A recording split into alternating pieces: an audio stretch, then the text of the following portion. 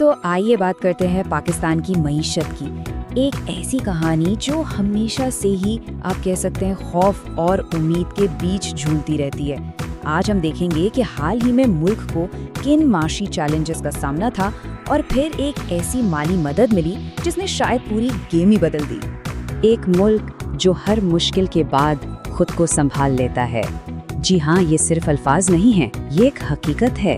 یہ تو جیسے اس قوم کے خون میں شامل ہے، بار بار گر کر پھر سے کھڑے ہو جانے کی ایک نہ ختم ہونے والی ہمت، اور یہی جذبہ ہماری آج کی اس پوری گفتگو کا مرکز ہے۔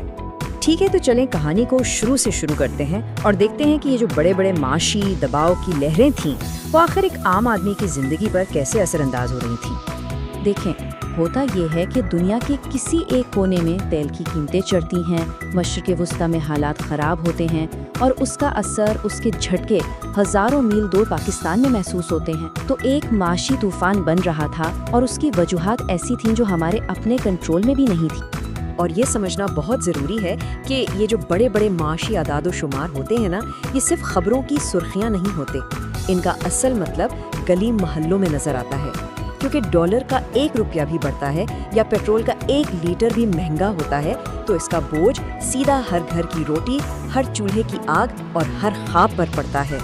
تو آئیے اب ذرا تصویر کو بڑے پیمانے پر دیکھتے ہیں، یعنی زوم آؤٹ کرتے ہیں اور سمجھتے ہیں کہ ملک کی معاشی صحت کیسی تھی اور اصل دباؤ، اصل پریشر کہاں سے آ رہا تھا۔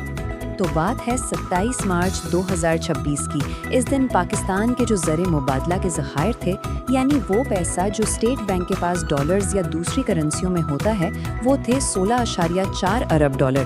اب یہ رقم تقریباً 3 مہینے کی امپورٹس کے لیے تو ٹھیک تھی، لیکن خطرے کی گھنٹی بجنا شروع ہو چکی تھی۔ اور اس گھنٹی کی سب سے بڑی وجہ کیا تھی؟ وجہ یہ تھی کہ متحدہ عرب امارات کو اسی مہینے 3.5 ارب ڈالر کا ایک بڑا قرض واپس کرنا تھا۔ یہ ایک بہت بڑا چیلنج تھا جو سر پر کھڑا تھا۔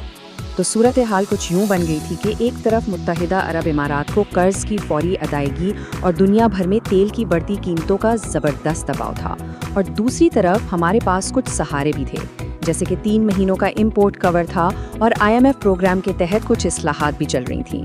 تو یہ ایک بہت ہی ٹائٹ صورتحال تھی۔ لیکن پھر ایک ایسی خبر آئی جس نے سب کی نیندیں اڑا دیں۔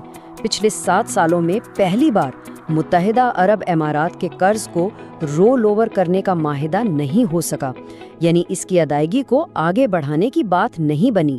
یہ ایک بہت بڑا دھچکا تھا جس نے ملک کے مالیاتی مستقبل پر ایک سوالیہ نشان لگا دیا۔ اور جب لگ رہا تھا کہ شاید سب راستے بند ہو رہے ہیں، تبھی کہانی میں ایک غیر متوقع موڑ آیا۔ ریاض سے ایک ایسی خبر آئی جو امید کی ایک نئی کرن بن کر سامنے آئی۔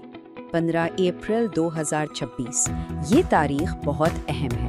اسٹیٹ بینک آف پاکستان نے تصدیق کی کہ سعودی عرب کی طرف سے 2 ارب ڈالر پاکستان کے اکاؤنٹ میں آ چکے ہیں۔ یہ صرف پیسہ نہیں تھا، یہ اس شدید معاشی دباؤ میں سانس لینے کا موقع تھا۔ اور یہ تو صرف شروعات تھی۔ اچھا، اس امدادی پیکج کے 3 حصے تھے۔ پہلا تو یہ کہ 2 ارب ڈالر فورن اسٹیٹ بینک میں آ گئے، پھر دوسرا مزید 3 ارب ڈالر کے نئے ڈپازٹس کا وعدہ کیا گیا، اور تیسرا جو پہلے سے 5 ارب ڈالر کی سہولت چل رہی تھی اسے بھی 3 سال کے لیے بڑھا دیا گیا۔ یعنی یہ ایک مکمل اور جامع سپورٹ تھی۔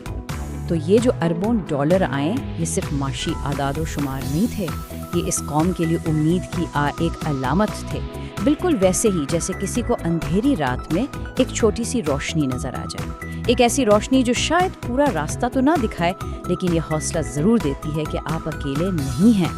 تو ٹھیک ہے، اس مدد سے فوری خطرہ تو ٹل گیا، لیکن اس کا یہ مطلب نہیں کہ آگے کا سفر آسان ہے۔ چلیے دیکھتے ہیں کہ مستقبل میں کیا چیلنجز ہیں اور امید کی کون سی کرنیں باقی ہیں۔ تو اب بھی تصویر کے 2 رخ ہیں۔ ایک طرف IMF پروگرام کے سخت ٹارگٹس ہیں، انرجی کی قیمتوں کا کوئی بھروسہ نہیں، اور عالمی مارکیٹ بھی کچھ خاص اچھی نہیں چل رہی۔ یہ سب خطرات اپنی جگہ موجود ہیں، لیکن دوسری طرف ہمارے پاس دوست ممالک کی یہ زبردست سپورٹ ہے، اس قوم کی اپنی ایک تاریخ ہے مشکلوں سے نکلنے کی، اور سب سے بڑھ کر ایک بہتر مستقبل پر یقین۔ یہی چیزیں امید قائم رکھے ہوئے ہیں۔ اور آخر میں بات گھوم پھر کر وہیں آ جاتی ہے کہ یہ پاکستان ہے، اور یہاں کہانی کبھی ایک باب پر ختم نہیں ہوتی، یہ سفر ہمیشہ جاری رہتا ہے۔